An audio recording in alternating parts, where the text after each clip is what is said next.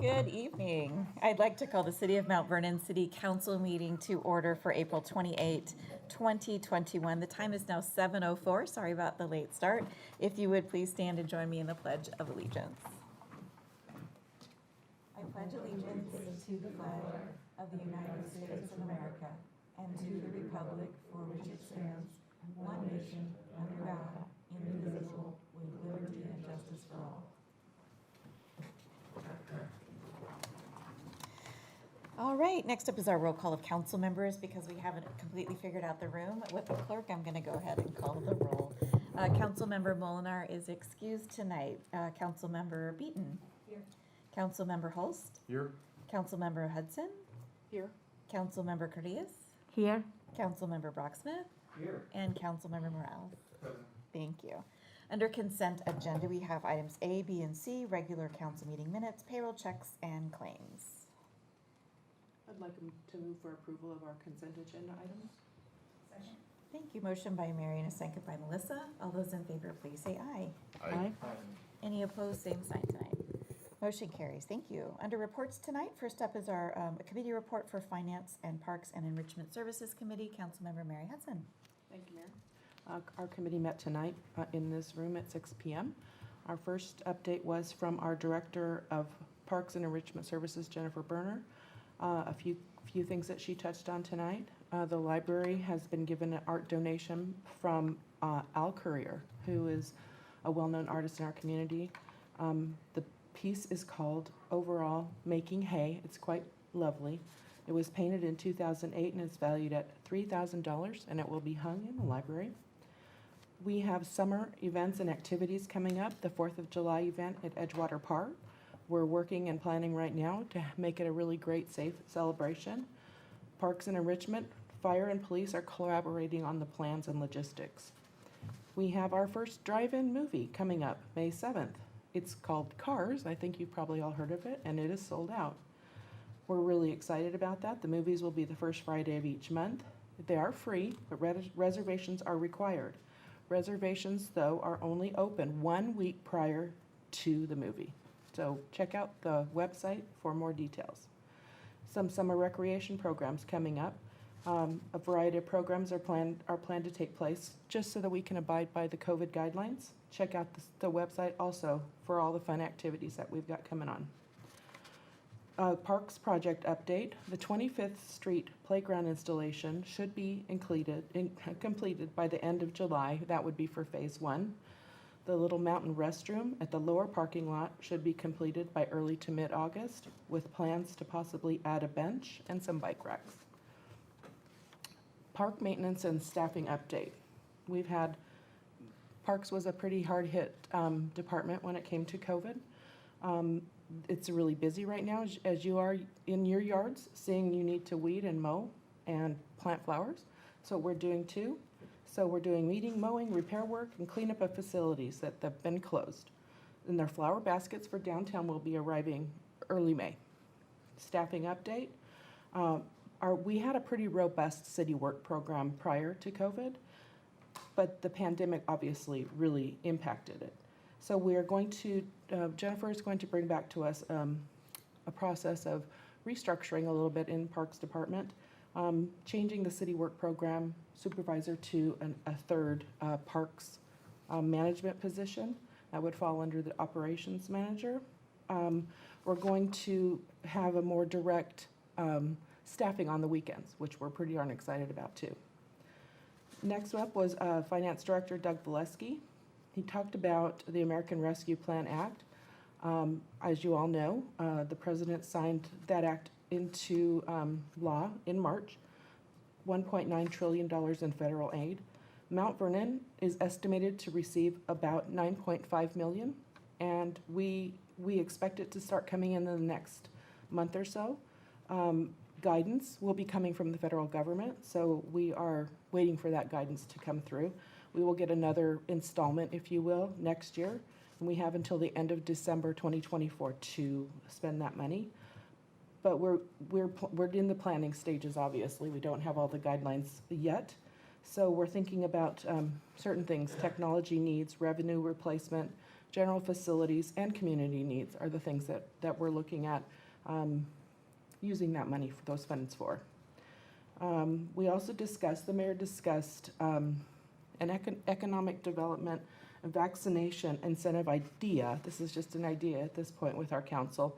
We'd like to consider, there's a governor on the East Coast that has set up a plan where he is incentivizing people to get the vaccine, because there are plenty of people out there that don't want to get the vaccine or not willing to get the vaccine, but sometimes human nature, if you're incentivized, you might change your mind.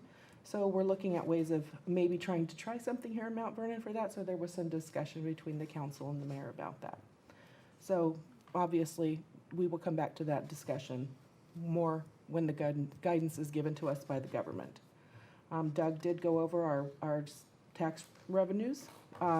Actually, all very good. We're very pleased with where we are. Sales tax, traffic benefit district, also known as TBD, and real estate excise tax REIT are all coming in very strong, and that's very, very good news for all of us.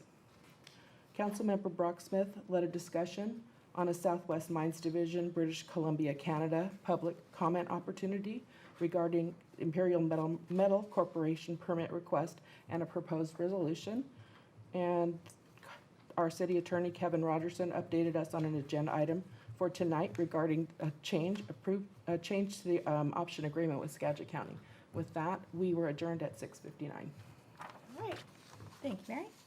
Item B tonight under reports is our community comments time. Because in the time of COVID, where we're doing a bit of a hybrid opportunity for community comments, we have on our agenda outlined where folks can email in or even call in or send in written comment up until 4 o'clock of the day of a meeting. I am informed by our staff that we have had no written comment come in since the last time we met. So next up would be our in-person community comments. So if anyone's here tonight to make that, you're welcome to step to the podium at this time. Any community comments tonight? All right, seeing none, we'll move along. On item C under our agenda is our any council member comments. Any council member comments this evening? Okay, moving on to mayor's report. It's always really nice to have some good news to share. So I just wanted to make sure that we publicly thanked our state legislators. Mount Vernon is represented or actually bisected by 2 different legislative districts. So we have 6 elected representatives in our state house that represent us. And so their names are here, Senator Mazzal and Senator Lovelet, Representatives Gilday, Paul, Lakanoff, and Rommel. And so we wanted to thank them for their work to include a $2 million allocation for the city of Mount Vernon's Mount Vernon Library Commons project in the state capital budget this year. And they really did some work on that. The initial proposal came out underfunding that particular account where we wouldn't have been included. And so they really advocated for additional funding, and we came out with our $2 million allocation. So really, really want to thank them for their work. And then other good news today that caused me to shriek in my office a little bit in a good way was that Congresswoman Del Bene's office has published the selection of 10 projects that she will be advocating for on the federal level. Some of you who follow the federal government and Congress has decided that they will allow Congress members to advocate for community projects, kind of from a congressperson's office. So each member is given 10 projects to advocate for. So we, of course, applied and asked for consideration there. The way that this is working is a little bit different than in maybe a decade ago. These applications must fit into existing grant programs in one of 30 different accounts. So spent a lot of time going through the individual accounts, finding the right opportunity for us, and worked with Congresswoman Del Bene's office to then create an application. So our application went for the Housing and Urban Development Economic Development Committee, so for rural areas. Their kind of suggested cap allocation was about $2 million. We wrote a grant application for our Mount Vernon Library Commons project, and we chose to focus on the commercial kitchen portion of that.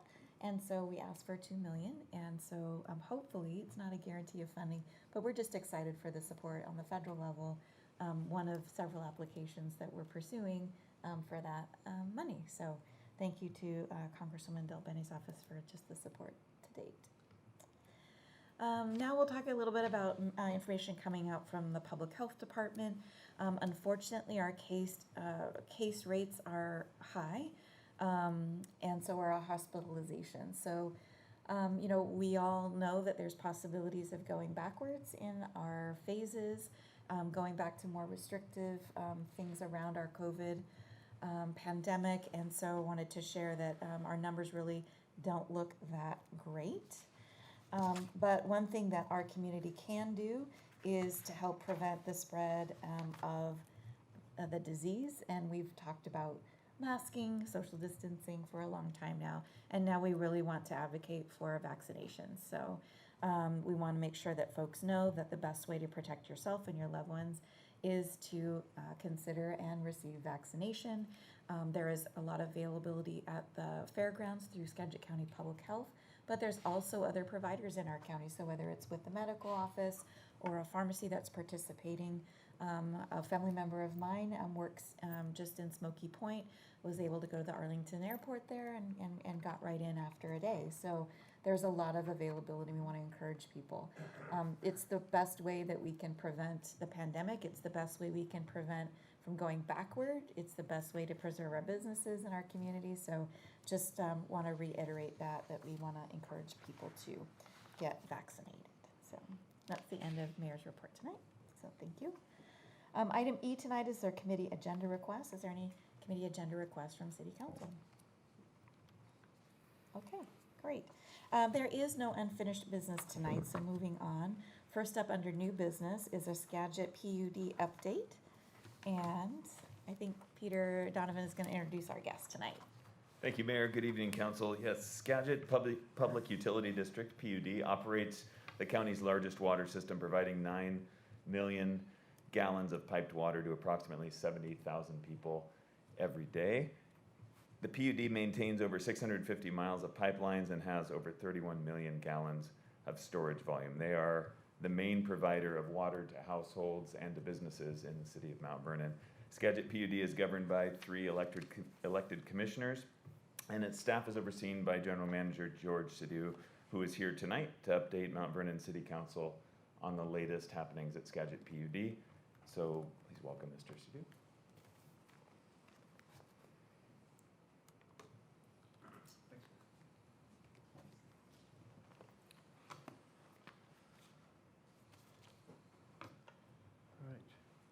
Good evening, Mayor. Good evening, Council.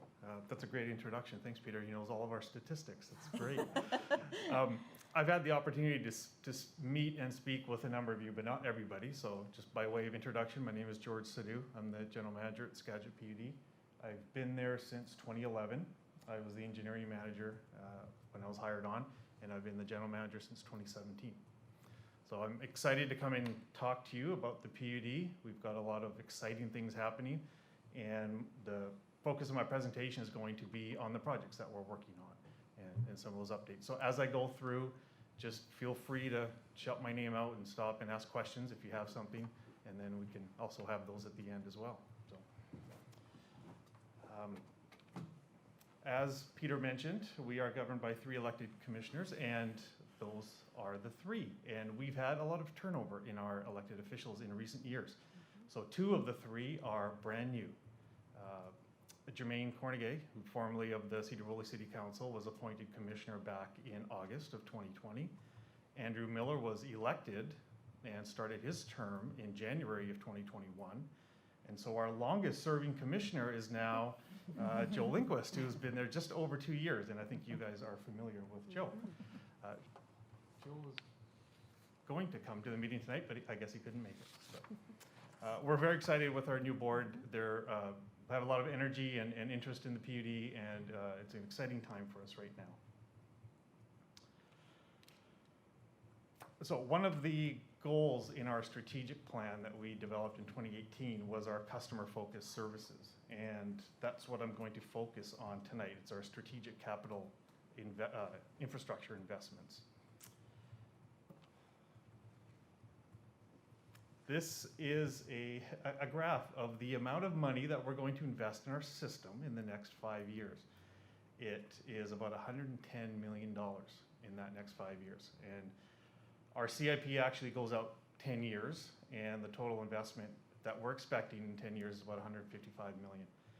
We have some big projects planned in the next, as you can tell, just in the next 3 years, we've got quite a few projects. It's been, our CIP has been growing. There's a lot of, as with any utility, there's deferred maintenance. There's some projects that weren't funded in years when we would have hoped to get them done. So we're trying to play a little bit of catch up right now. And with a water system the size that we have, it is, you know, over 650 miles, there's a lot of investment we need to make. So I'll explain to you about some of the projects that we're working on and where this money is going. So this is one of our biggest projects, one of the biggest ones we've ever done, and it definitely is going to have a beneficial impact to the city of Mount Vernon. So our transmission line, we have 2 transmission lines, which are our main water lines that leave the Judy Reservoir. The Judy Reservoir is located in the top right-hand corner of this picture. That's all of the raw water that we use for distribution, and it's treated up at the Judy Reservoir. Some of you may have come on a tour up there. We used to give annual tours. First week of May is Drinking Water Week nationally. But for the last, well, this year and last year, we haven't been able to do that because of COVID. So we hope to get back to that soon and invite more of you to come up and look. But the 2 transmission lines that we have leaving our treatment plant, one goes to Cedar Woolley, it goes over the Skagit River, and then the other one comes south to, or southwest to Mount Vernon. It's a 24-inch pipeline currently. It was built in 1967, and it's at the end of its useful life. We've had, if you all remember your news stories in the last 2 years, and then I think in 2015 as well, we've had some breaks on that line, and it's created a lot of issues. So we are replacing it. It is in 2 phases. The first phase, it's hard to tell, but in the bottom left of this picture is a blue and white dash line. We did that back in 2008. That was a coordinated project between the PUD and the city of Mount Vernon, who put in a wastewater force main. But this year we are embarking on the remainder of this project. It's 5.3 miles of 36-inch pipe. Welded steel pipe is what we're going to put in. And the big thing for us is that it's going to cost $36 million. That's where a chunk of that capital investment is going to go this year. We selected a contractor in February, and we are hoping to break ground in August. And the project will not be complete until the end of 2023. So it's quite extensive, as you can tell just by the route of that line. We're going through some sensitive areas, some wetland areas. We have to do some interesting construction, some horizontal directional drilling under creeks so we don't have to open cut the creeks. And then a partnership that we have with Skagit County is another interesting feature of this. We are paralleling Highway 9. I don't know if the mouse will show. Oh, it does. Okay. We're paralleling Highway 9 for a certain distance, and along that route, along that alignment, we are in the old railroad bed for the railroad that used to be there, which is now owned. That property is owned by Skagit County and will be the Centennial Trail. So we are partnering with Skagit County. We're going to go in and put our water line in that railroad bed, and then after, the county's going to come back and put a surface on it, and it will be open to pedestrians for trails. So we're excited about that project, and we're really happy that we're going to get going on it this year. Let's see, moving on. Another big project for us is that we're moving forward on a new facility at our Freeway Drive location. So a lot of stuff going on this map. What I can tell you is that Freeway Drive is over on the right, and people are used to pulling into this parking lot in the north, and that's where our public parking lot is, and our building fronts Freeway Drive right along here. We own this entire parcel, which is about 16 acres, and I know your Parks Department is familiar with it because those fields there are used a lot. And so what we are going to be doing is this orangish color, and the bottom left is where our new office building will be located. So our plan is to build a new building, get it all finished, have everybody move over to there, and then what we'd like to do is separate our existing buildings. So you can see it in two colors here. Blue is what we're going to keep. Those are existing buildings that we're going to keep. Red up here in the top is something that we're going to make as its own parcel up on the top. That northern parcel will then become available for lease or for sale potentially. We don't have a need for all of that space. So that is our plan. It obviously, as you can see, it encompasses a new access off of Freeway Drive as well, which is definitely going to help. I think our current access is on a corner there and it's a little challenging sometimes. So we're in design right now and we're hoping that we can bid and get into construction next year with the goal of being done around the end of 2023. It's a big target date for us. George, can I ask a question? Yes. Where the new drive-in lane is that basically going where your equipment drives in now? Or is it going through the middle where the fountains are? Are those the 3 fountains on the front that I see? Yes, they are. Yeah, that's a Okay. good question. Okay. Where our equipment comes in is down here to the Okay. south. That's Okay. our equipment gate. That's going to remain. Okay. So these 3 brown Okay. octagonal features are our fountains. So it's going to go right through 2 of the fountains, and we're going to have to demolish part of our building. It's going to go right through that. Interesting. Thank you. So it will look quite different when we're done. But it, where our staff will be is going to be located off of Freeway Drive in the back now. But you're keeping the fountains. The fountains are a challenge to maintain, as I've heard from Yeah. our operations department. So don't hold your breath on that. Okay. We're I going to try and think of some other way of celebrating different times of the year rather than having colored water come out of the fountains. We are, after all, a water purveyor. We want to promote conservation and good, wise water use, and so we're looking at different ways of doing that. All right, moving on. This is a neat project that we're going to be starting next month. So we are going to be installing a small electric generation unit at our Division Street Reservoir. So this is the reservoir located at Digby and Division. It's the 6 million gallon tank that we built in 2018. And when we built that tank, there's a building right beside it, which can pump water up to the Eaglemont Reservoir. And in that building, we set aside some extra room for the potential one day of being able to put in a microhydro unit. We didn't know that it was going to be this kind or this vendor or anything about it, but now that a couple of years have passed, we've been talking to vendors and we've signed an agreement with In-Pipe Energy, and next month we're going to be installing a small electric generation unit there that we can then use all that power on site. And it's a pilot project for us, it's a pilot project for this vendor, and we're hoping it works well. We have great support for it. We got PSE to contribute to the project, and the Centralia Coal Mining Company down in Centralia has coal transition grants, and so we got $200,000 from them as well. So our investment in this project is limited. It's going to be about $50,000 or $100,000, but we should see a payback of about 10 years, which is great. And if this works, then we're hoping to do this elsewhere in our system as well, where it makes sense.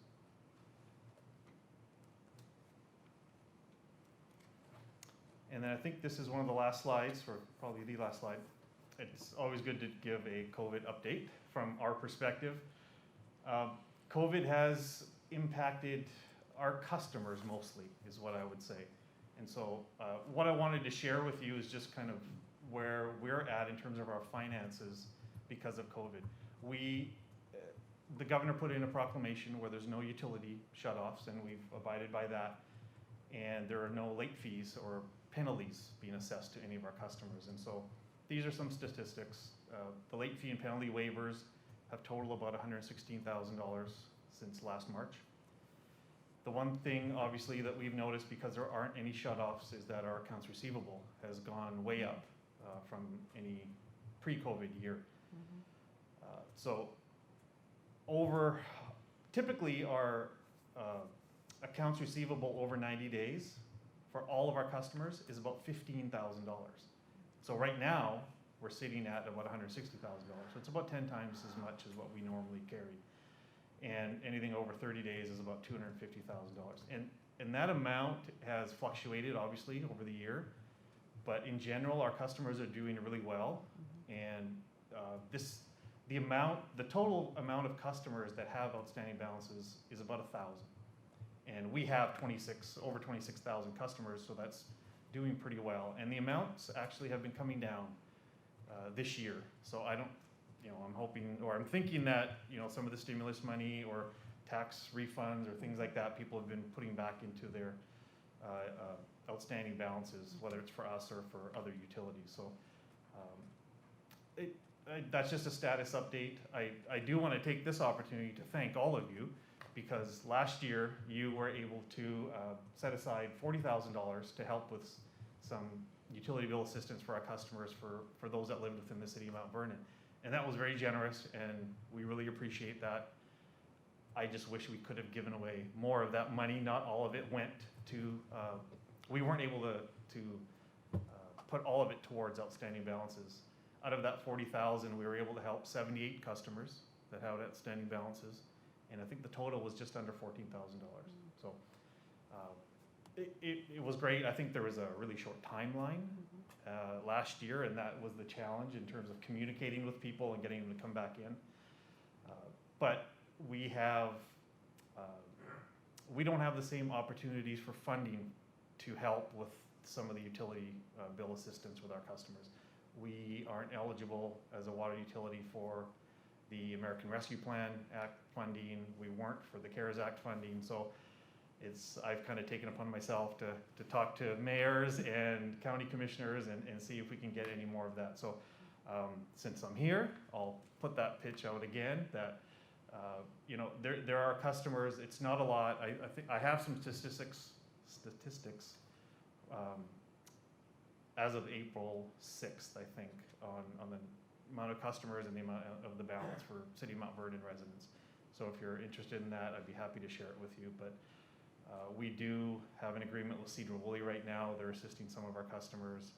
And we started our own internal customer assistance program. And if you're a PUD customer, what you'll see starting in June is that on your bill, there's an opportunity now to round up your bill to donate to the customer program, or to just write in a separate amount and include a check back with your payment if you like. So we're trying as hard as we can to help some of the customers that have been impacted by COVID, and we're going to continue to see that. And we're fearful of the day that the moratorium is lifted and people are still having an outstanding balance, and then we're going to have to work with them and work with our policies to try and resolve this. So. I think, George, we'd be happy to have those numbers. Coincidentally, tonight in committee, we just started talking about, the American Recovery Act, and so I'm sure council would want to know that, and so we'll be in touch as we start refining how we can use that funding. Okay, so. I really appreciate that. Yeah. On behalf of our customers, we appreciate the help that you've already provided. And that is it. So, Great. thanks Any for the questions for George? Okay. Well, we appreciate you coming and giving an update, because I think it's interesting for all of us, so thank you. Yeah, thank you for the opportunity. Yeah, thank you. Great. Thanks for taking care of the water resources and all the good work you're doing. Just as an aside, so we were on the list of local agencies that passed that resolution, and we did that last night. So you should be getting a signed version of that resolution fairly soon. Thank you. Good. Thank you. All right. Item B tonight, it's a public hearing regarding the adoption of the 2021 through 2026 six-year transportation improvement program. So welcome our city engineer, Bill Bullock, here tonight. And so I'll turn it over to him. Bill. Good evening, Council. And I have larger versions of the map and the spreadsheet if anybody would like them. Used to providing that because they're microscopic sometimes. See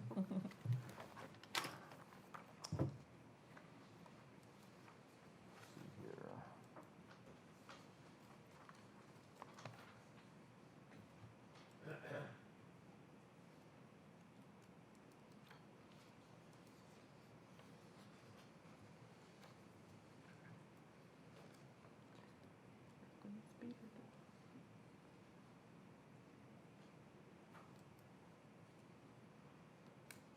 Sure is, got it. There's a whole bunch of them tonight, so. Okay. So, tonight this is about adopting a 6-year transportation improvement plan. This city typically has not done this for the past several years. We've simply used the transportation element of our CIP as part of that for applying for grants and different things. And a lot of this came about when we started applying for some of the stimulus funding, because there was an expectation that you had a 6-year tip to then forward onto the regional tip. So what we're doing tonight is adopting a tip. Typically goes forward, would have gone forward last June. Okay, so think of this kind of as a tip amendment as opposed to just a tip, but this is establishing our first tip this city's done in several years. So, and sorry, I'll go back a little bit. So with that, because we'll be expected to then have other supporting tips, I'll probably be coming back in a couple months and bringing forward a 2022-2027 tip so that we follow into the cycle that we're expected to have. So, tips, so I'm going to talk a little bit about just what 6-year TIPs are and what they're used for, and then what I'm going to do is go through I'll show a list of the different projects that's on our 6-year TIP, and these really are mimicking the projects we already have on the transportation element of our CIP, okay? We have added a few projects, mainly pursuing the stimulus funding. Okay, and then what I'll do is I have the top 10 projects highlighted, and I'll kind of go over those projects more specifically. And these are the projects that either are currently in process. So Hogan-LaVenture Road is in design, Freeway Drive is getting ready for construction. Projects that we have submitted funding for or plan to submit funding for in this next year. And then the other projects I'm not highlighting, but they are part of the tip and they're part of that spreadsheet you have in front of you. So TIPs obviously outline different projects we have slated for potential transportation needs and our current transportation needs. They are typically updated and adopted every year by state statute, typically by the end of June. But at the same time, tip amendments can occur throughout the year if new opportunities come up. If you have funding on a lower priority project that comes forward, you don't need a tip amendment, but certainly if you wanted to add a project or something like that, the state, for instance, DOT required for a federal grant, we could simply have another public hearing and do a tip amendment, and then just amends our tip and we can move forward. So it's very flexible that way, as opposed to amending our CIP every time we had an opportunity like that. And tips, having projects on adopted tip are required for state and federal funding. And then those projects on those tips eligible for funding are forwarded through the regional TIP adopted by SCOG. And that's almost amended every month because a different jurisdiction within SCOG has something to move forward. And then SCOG moves that regional tip forward to the STIP, which is a statewide transportation improvement program, which is how we get plugged into federal funding. And then the other thing TIPs do is they show support for projects that we might do jointly with other jurisdictions, whether it's another city or a county. In this case, it would normally be a county, or projects that are supported by anticipated developer action. So one of those, we have a few of those on our CIP as well in this city. Off the top of my head, Blackburn Extension Project that goes from Blackburn into Eaglemont Drive, something that's been on our tip for quite some time. And when Eaglemont hits a certain trigger, they're obligated to build that road. And that way it's supported with our tip. The other thing, when you look through the spreadsheet, our project numbers have kind of a code. The first two numbers are the year that it was moved forward to our CIP. So we've had some projects on this CIP since '94 and many years in between. And then the second number is just a sequential number of when we developed it. So this is our project list, and the projects we're highlighting, they just basically go through the top 10 of those. And this list starts at number 5 because and I'll talk about those as well. We have several projects that are citywide projects, like our street improvement program is an annual program that goes on. So to start with, this is a new project for the TIP. This is the Library Commons. We're calling it the Regional Transportation Supporting Elements. We have several elements within the Library Commons project that support regional transportation, most notably, I guess, a EV mega charging station. In that proposal, I think that's what it's called, where we'll dedicate an entire floor for EVs at this time planned. And that's significant because that's a large number of charging stations close to I-5, and the idea is that will help support some of that regional transportation. So it lets us fit into a couple different funding slots that they're looking for with some of these community project or earmark type opportunities we're having. Basically, we need about $15 million as our funding gap for the Library Commons project, and this is about what that level of dedicated parking we figure will cost. So that's this is fully grant funded to move forward. And the other piece that's key is park and ride sharing in this. We have Skagit Station that has 63 spaces, gets overloaded pretty quick, and the top 2 floors-ish is what we're thinking of our new parking garage project would be available for that. And that would actually expand that by about 3 times, so that's pretty significant too. And it's only 400 feet or so away from the Commons project, so we have close enough proximity to make an easy tie. And then we also have some different transit opportunities we can share with them, with the Commons project. And if I'm talking too fast, let me know, ask questions, whatever. So freeway drive improvements. We've talked about this project several times. We just recently had the funding advance from 2023 to 2021 for the construction. And so we intend to move forward with this summer. It has, basically the project involves mainly adding a sidewalk on the west side. Right now there is no sidewalk between relatively the other side of the paint store all the way down to the Lions Park. But then we'll have bike lanes on both sides. We'll be rehabbing the pavement and then also adding in additional channelization. So in the north side, we'll have a 2-way left turn lane down to the paint store, if you will, about the north 400 or 500 feet of freeway drive, because we have issues with people trying to make left-hand turns both into Jiffy Lube and the paint store and having to cross what seems to be like multiple lanes. So this will give them a kind of a refuge lane as they turn. And then, of course, we also have new stormwater improvements going in because we have new curb gutter and sidewalk and some additional street lighting, which we'll talk about in the next agenda item. Hogan-LaVenture Road intersection. This is another project we recently got TIB funding for, about $1.3 million of funding. This is a new signal. We have several sidewalk gaps we're connecting, most notably in front of Grace Church, which is this picture here, has about a 120-foot gap in the sidewalk system there. Retrofitting the ADA ramps are very kind of typical of road improvement pieces to all come together and make this really a fully functional intersection with the new YMCA. And this is one of our, I think this is our busiest unsignalized intersection in the city. So college, okay, I had a really good picture here. It didn't make it into this thing, so I'm sorry. But this is another new project. We have been working or been having some good conversations with BNSF to potentially do a separated crossing at this location at College Way. It would roughly go between Urban Avenue and Layway, and it would be an underpass crossing, not an overpass crossing.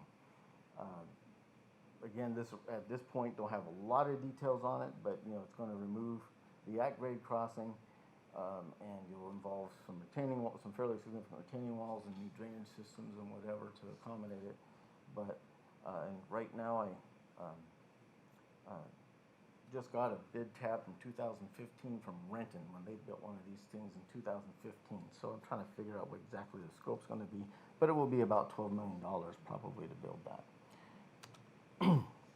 It's also completely dependent on getting stimulus money to build it. The minor intersection enhancements. So March of 2020, I developed a local road safety program for the city. And off of that, we had a few different intersections. This is part of Washington's Target Zero, which for those of you who don't know is trying to reduce both fatal and serious accidents throughout the state. And so we had 3 intersections in particular that popped up. We also had Hogue Road pop up, but it didn't make the cut. That's why I applied for the TIB funds.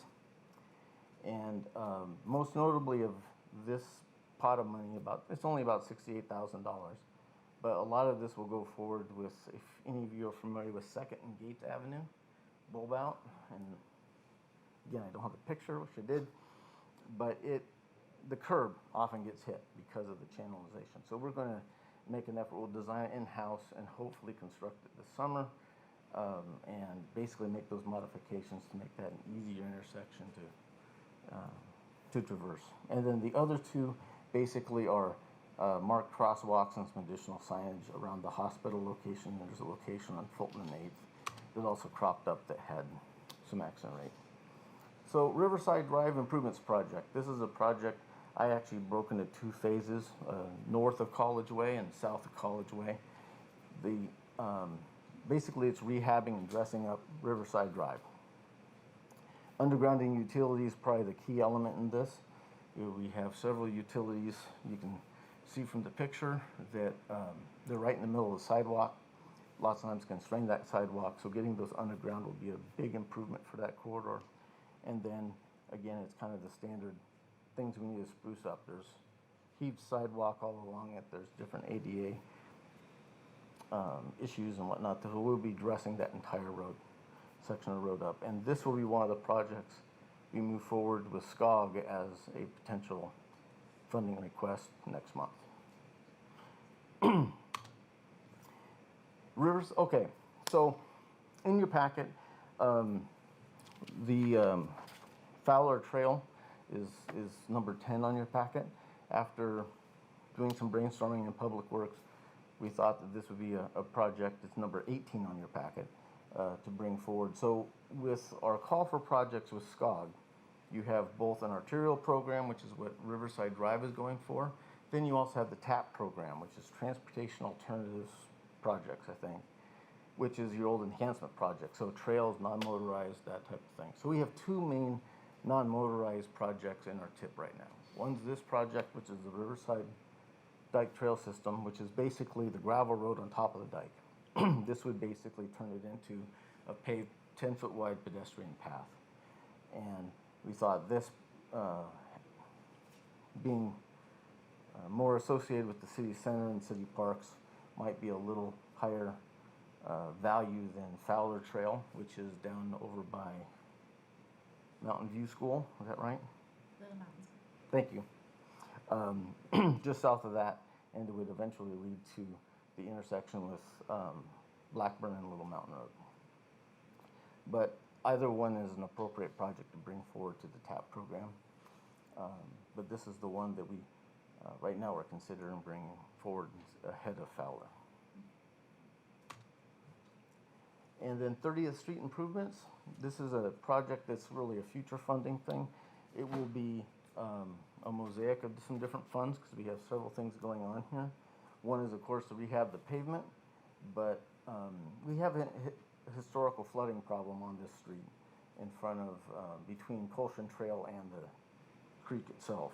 So part of this project will help eliminate that flooding problem.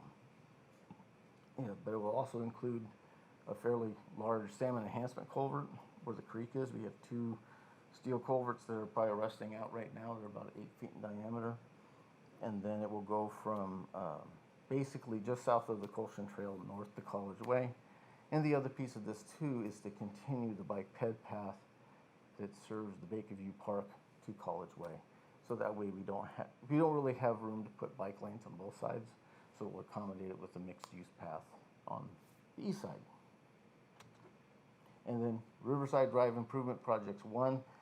Like I said, I had to choose how I phased these when I developed this. And I went south to north, but we figured that the Burlington connection was probably a little higher priority than the southern side. But this is, like the other project, underground the utilities, rehab the pavement, fix the sidewalk issues, and this goes from Cedar to College Way, so one block south of First Street. And I think, nope, okay, so these are, finishing this up, we have our citywide projects, our local street program everybody's familiar with. It's an annual program between $1 and $1.4 million. This year, we just received bids in for it for this year to pave Little Mountain Road, First Street, and LaVenture Road for about $1.2 million. So, great bids. Haven't seen asphalt prices this cheap in, I don't know, maybe over a decade. So, it's great. But this is a program we do every year. We also have a citywide signal maintenance program. It's about 50 grand a year. This is part of our DOT contract to maintain all of our signals. And then we have two sidewalk programs. One's a gap program, again, short segments of road, of sidewalk gaps that we mainly incorporate many times into our curb ramp program that goes along with our street improvements. And then a little more focused is one that specifically addresses ADA ramps and correcting those bottlenecks. So with that, I'll just end with the project list again. In case you have any questions, I can certainly answer them. And I just look to Mark right now, but that's okay. And On both of your, Riverside Drive projects. Yes, sir. You had streetlight improvements or additional streetlights. Sure. Are we putting more streetlights in? What are we doing with the streetlights? Because I know it Sure. wasn't that many years ago we went through, we did all LED Right. streetlights throughout the city. So I'm just kind of curious on, and you only focused on that Riverside Drive area with the new streetlights. Just curious Right. what that is. so Riverside Drive, if we underground all the utilities, we no longer have streetlights. So all of our streetlights right now are on utility poles. Okay. And so taking the utility poles away, we will have to put up new streetlights in order to hang Cobra heads. Okay. But they'll basically, and likely you'll retrofit the existing Cobra heads to a new Cobra head, so it won't be a complete loss of them. So we'll be putting poles in with Put lights. poles in, they're above ground, behind the sidewalk, and have Cobra heads on those. Okay, thanks. Cool. I didn't think of that when you said that. Yeah, I know. That's a good question, Mark. So any questions for Bill? It is a public hearing, so I don't, Okay. and we appreciate Bill doing this work, and it really came to light when we were doing applications for our federal transportation opportunities, when they wanted us to say that we had these projects on a TIP, not a CIP. And so what we actually did in putting things forward before this is SCOG wrote a letter certifying that it would qualify for us. That was great, but to actually have it done this way, it just makes a lot of sense for opportunities, so appreciate that. Okay. Nice work, and it was definitely all projects that need to be done. I'd move the adoption of resolution 992. Well, first we Yeah, have a the public public hearing, hearing first, so sorry, I'm Mark. gonna step Thank you. down and, sorry. All right, so with that, a public hearing. I will open up the public hearing regarding the adoption of the 2021 through 2026 six-year transportation improvement program. And is there anyone that would like to comment on that? All right, seeing none, we'll go ahead and close the public hearing about the adoption. And just so folks know, I do believe that we also put this in that they could participate via email for comment, and we received none. So, all right. I'll look over this way then. Adopt resolution 992. Okay, great. Thank you, Mark. I'll second. All right. A motion by Mark and a second by Juan. Question? Oh, sure. Go ahead. I'm just curious, I see some of the projects are associated with culverts, stream crossings, and those are listed, but not necessarily all the stream crossing needs are listed. Correct. Where would they fit, or is that a different process that? So most of the other stream crossings you're referring to that are simply stormwater related come out of the stormwater portion of the CIP. These are specifically tandem with a transportation-centric project. Okay, so Okay. it has to have that And- basis. Correct, but also many times, like so, for instance, the 30th Street corridor project or the 30th Street improvement project, that's going to will probably have a DOE component out of that for fish passage or water quality or something that will pay for a majority. That's about a $500,000 culvert. Okay, so there'll be a funding mosaic. Some of it will be stormwater related, Some portions, like on Freeway Drive, 307,000 of that is coming out of the stormwater fund to establish those new stormwater pipes and whatnot. So we work, so kind of a chicken or egg thing, but I work with Blaine to figure out what the most strategic way to fund these stormwater portions. Sometimes transportation will do it, sometimes we'll pull out of stormwater. It kind of depends on the nexus behind it and that type of thing, but we coordinate that. Okay, thank you. Yes, sir. All right, there's a motion and a second, so all those in favor, please signify by saying aye. Aye. Any opposed, same sign. Motion carries, thank you. Thank you both for all the work on that, so. Thanks. All right, item C tonight is an agreement with Puget Sound Energy, and Bill's got this one too. And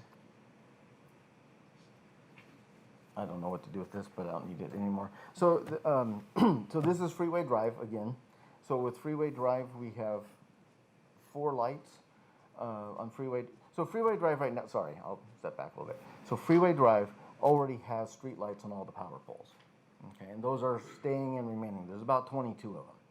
But there are some dark spots, if you will, within that corridor. And so this agreement involves PSC Intolight, they're now pole services, installing 4 additional lights to provide the additional lighting we need, particularly in front of PUD's building, because it's such a wide open area.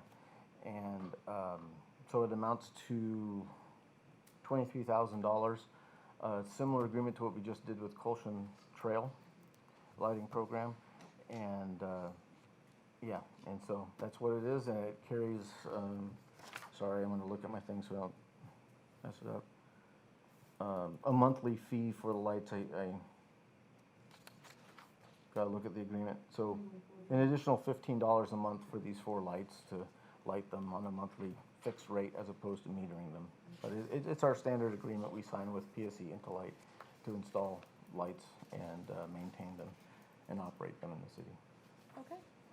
Any questions If there for? are questions, I'd be happy to make a motion that authorize the mayor to enter into an agreement with PSC Pole Services for installation ongoing maintenance for $23,706.08.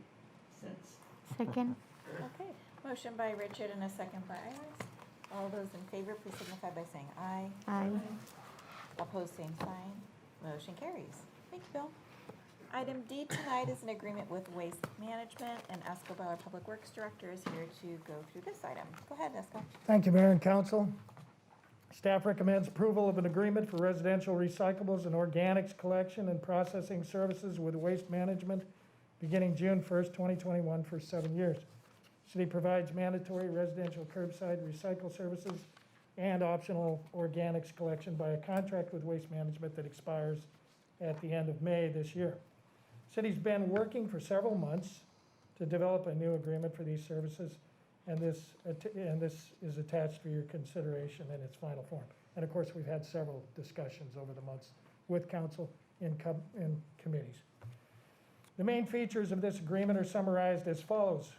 Rates for recycle will be increased to $10.62 per month. This includes an 8-cent base increase to pay for low-income senior discounts that will be provided. The term is for 7 years with the option of 2-year extensions. Waste Management will take over billing services that were formerly provided by the city. And other relatively minor changes to update the agreement have been included. So staff recommends approval of the attached agreement with Waste Management. All right, any questions for Esco on this? Okay, Richard? I'm curious about the escalation factors, the inflation factors. It looks like it's tied to a specific CPI index, specifically a utility index. Is it nationwide? So that's kind of our proxy for increased costs. Is that right? Is that my interpretation right That's on just that? kind of an industry standard that we've used. Industry standard. Yeah. And if it turns to deflation, we can't go down in cost, so we don't. No, it's adjusted by whatever that rate is. But I think there's what I read in the contract Oh, okay. was if Yeah, it's a right. negative, Okay. that it stays at Yeah. zero. But there's no cap, so if we get into serious inflation and it's going up, and it's not necessarily tied to recycling rates, mass rates. So I don't know, I found that interesting. I guess that's all just industry standard stuff. Yeah, I mean, we have escalations in our other rates too. Pretty much we try to get those in. Yeah. And waste management, of course, sits on this one. Yeah, okay. I was just curious about that. So Councilmember Brocksmith, I think I understand what you're getting at. If you got inflation, you understand that it's the deflation. Problem is that as we go through inflation, staffing costs go up. When you have a deflation or a recession, those staffing costs stay the same. So you can't just automatically drop that down. I mean, there's a revenue stream there that has to be there that's created when that inflation factor is in there. Right, that totally makes sense. When I see a floor, I usually see a cap too, and it's sort of reciprocity or yin and yang there. And this one didn't have a cap. So that is what it is. Thanks for that's makes sense. Okay, any other questions for Esco on this? I'll move the adoption of the agreement with Waste Management. Okay. Okay, so motion by Mark and a second by Richard, was that right? Did I hear that? Okay. All those in favor, please signify by saying aye. Aye. Opposed, same sign. Motion carries. Thank you. Thank you. All right. Item D is an extension agreement with Cintas, and so Esco is here for this one as well. Thank you again, Mayor and Council. Staff is requesting council approval on an extension to the service agreement with the Census Corporation to provide the City of Mount Vernon Street Operations Division with high-visibility flame retardant uniforms. City staff and the Street Operations Division are often exposed to hot materials and open flames at times, and the need for high visibility is constant. For this reason, it is important to furnish employees with appropriate safety gear like these uniforms. This amendment, the pricing has not increased, and it's based on the weekly cost for uniform rental and laundry service for the entire staff in each crew. The estimated annual cost for each crew are as follows. The street crew is almost $11,000. Wastewater collection crew is $4,100. Surface water collection crew is about $5,400, and that's a total of annual cost of $20,400 approximately. And like I say, this is they're just basic fundamental stuff that we've been using. They're actually outstanding. I mean, way better than what we used to have. And staff is requesting council approval on the Census service agreement extension. All right, questions for Esco on this one? Go ahead. If there are no questions, I move for council approval on extension to the service agreement with Cintas Corporation to provide the city of Mount Vernon Street and Collection Department with high visibility flame retardant uniforms. Second. Thank you. So motion by Juan and a second by Mary. All those in favor say aye. Aye. Opposed, same sign. Motion carries. Thank you. All Thank right, you, thanks, Mayor and Esco. Council. Item F tonight is an update to the Mount Vernon Criminal Code, sorry. Our city attorney, Kevin Rogerson, is here. Kevin. Thank you, Mayor and members of City Council. Before you is a proposed ordinance drafted by the City Attorney's Office, which if adopted would be ordinance number 3828. This, if adopted, would incorporate in your municipal code in the criminal section the crime of disclosing intimate images, which if you commit the crime as the first offense, it's what's called a gross misdemeanor. That means it's punishable by law for a maximum of 364 days in jail and a $5,000 fine.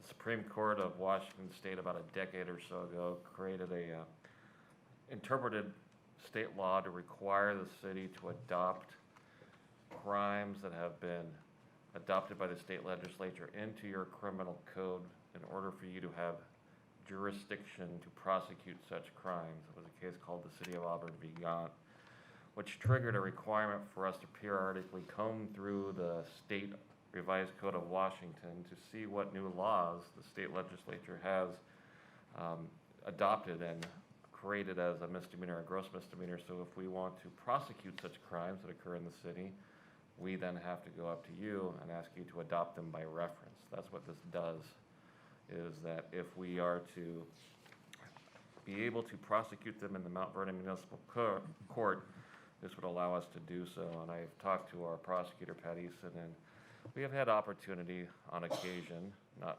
often, often to review such issues and referrals. It doesn't mean that you can get away and do these acts. It just means that the district court and the county prosecutor would have jurisdiction. And one of the reasons you have a city prosecutor is for us to make those decisions locally of how we want to prosecute such behavior. So disclosing of an intimate image, generally speaking, the elements are is that if a person knowingly discloses an intimate image of another person, and the person disclosing the image obtained it under circumstances in which a reasonable person would know or understand that the image was to remain private, knows or should have known that the depicted person has not consented to the disclosure, and knows or reasonably should know that the disclosure would cause harm to the depicted person, the first offense would be a gross misdemeanor, and this adoption will allow us to prosecute such crime. Okay, questions for Kevin on this? This is an ordinance, so if adopted, the ordinance number would be 3828. Make a motion, Council, about ordinance 3828. Second. Thank you. So, motion by Melissa and a second by Mark. All those in favor, please say aye. Aye. Any opposed, same sign. Motion carries. Thank you. Item G is the removal of the South 3rd Street parking restriction. And again, Kevin, our city attorney's here. Kevin. Thank you, Mayor, members of City Council. Before we get to that, I think it's a good opportunity just to let you know that there is obviously a court decision called the Blake decision, which decriminalized a certain felony possession of drugs. You will very likely see us shortly bringing up another ordinance similar to this. There's a Senate Bill 5476, which is in front of the governor as of April 26th, and if he signs it, it takes those felony possessions and turns them into misdemeanors, which means we need to prosecute them with our jurisdiction. It's a simple misdemeanor, 90 days in jail, $1,000 fine, but without adopting that into our code, we won't be able to prosecute those. So they're important tools to provide law enforcement, so you probably will see one fairly quickly. As the mayor introduced, we do have agenda item G. This is another ordinance. This relates to the parking code, chapter 1020 of our Mount Vernon Municipal Code. This was discussed in your Traffic Safety Committee meeting. We received a request to remove the parking restrictions along South 3rd Street, which prohibited parking on Mondays and Tuesdays between the hours of 9 a.m. to 12 p.m. Such restrictions have been codified in the appropriate chapter. The Traffic Safety Committee reported that it had no significant concerns at that time with the removal of such restrictions. Attaches an ordinance which, if adopted, would remove such restrictions. It would be effective 5 days after publication in the Herald, and then we'd remove the signs.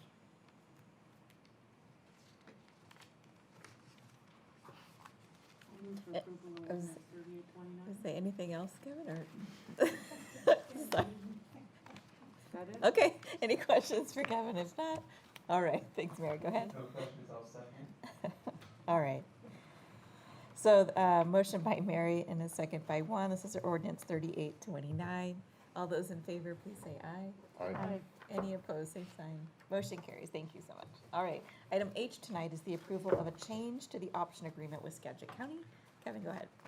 Thank you, Mayor. This is just a simple motion. What we have before you is not a new agreement, but an agreement which you previously approved. However, there has been one substantive but not particularly material change to the agreement. All the other terms and conditions remain the same. A legal description has been approved by staff, and we do have an effective date now of May 5th.